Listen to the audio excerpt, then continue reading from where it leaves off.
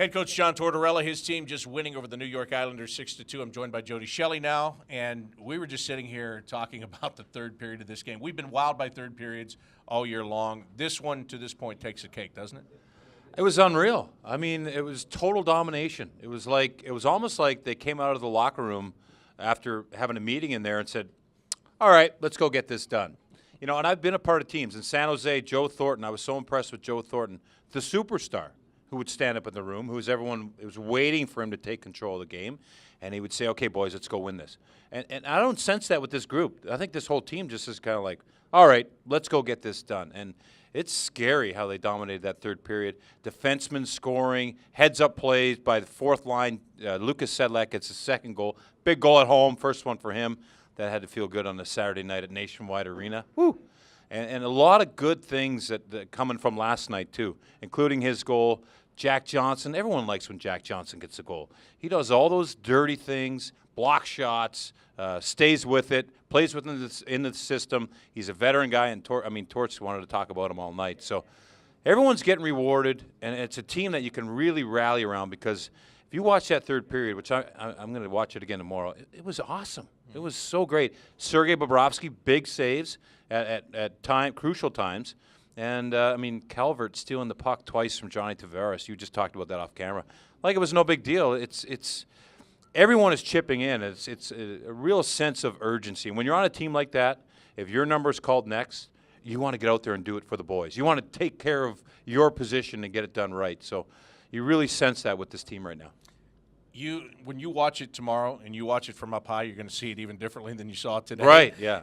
But I want to ask you this. I always ask you about the Blue Jackets bench because we're talking about the Blue Jackets. But you're down there between both benches.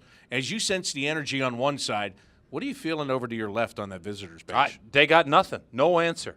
And it was almost like in the third period, you see Capuano looking up to look at the replay, and they're like, he's got no idea what just happened because there's a lot going on, and it was just purely speed, and there was a couple times where I looked over and there was a little bit of like exhaustion in the sense of what are we going to do here?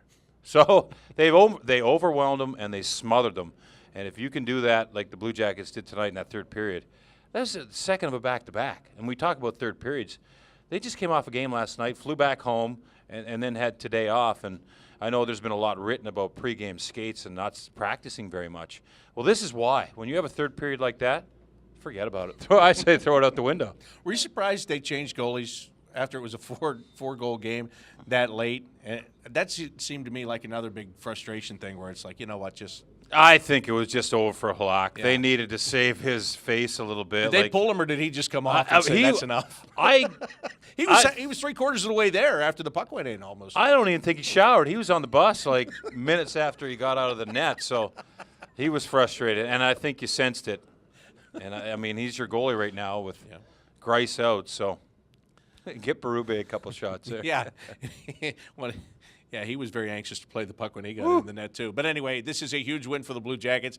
And really, Jody, when you look at it, I mean, these were games on paper that you should win. I mean, last night's game, Detroit's not in the playoffs. I know it's the Red Wings and you're playing in their building, but they're not in the playoffs. In the playoff picture, you're high in your division. You should win that game. Tonight, you're playing a last-place team in your division. You should win that game. They come out and they get it done, and these points are so important. We're going to look back in March and say, man, thank goodness they got all those points back in November, December. Absolutely. And one thing now is the more respect they're going to get because they're making noise. I mean, there's noise being made about the Blue Jackets across the National Hockey League. And the more respect you get, teams are going to be ready for you. So games like this are the true test. They'll get up for the Rangers. They'll get up for the Penguins. They'll get up for the Montreal Canadiens. The Blue Jackets will. That's easy. That's a given. Tonight, how do you find your way through a game like this against a team that's desperate? And the Blue Jackets did an excellent job of just pushing them out of the building. Normally, I think that when you look at the schedule at the beginning of the year, Edmonton Oilers, Tuesday night in Edmonton, Columbus Blue Jackets, maybe a lot of people in the league are going, that's kind of an also-ran game. That game's going to be pretty interesting to watch now, isn't it? Absolutely. I love watching the Edmonton Oilers. I mean, my mom and dad live there. They're fans, whatever. Connor McDavid, those guys have a fast team. They've found ways to lose games lately, but they're dynamic, and they can bring it every shift. And I tell you what, there are people now watching this Blue Jackets team because they're playing impressive hockey. So, yeah, Bob, I agree with you. that game in Edmonton in that new building for us will be exciting. For the players, will be exciting. Love the matchup, and I think there'll be a lot more people watching this game. I think you're right. That'll be Tuesday night at 9 o'clock. Then that is when we will be back with you. That'll do it for Jody Shelley and I. But stay tuned. Ryan Mitchell continues with the postgame show after this 6-2 win for the Blue Jackets over the Islanders on the El Dorado, Scioto Downs Blue Jackets Radio Network.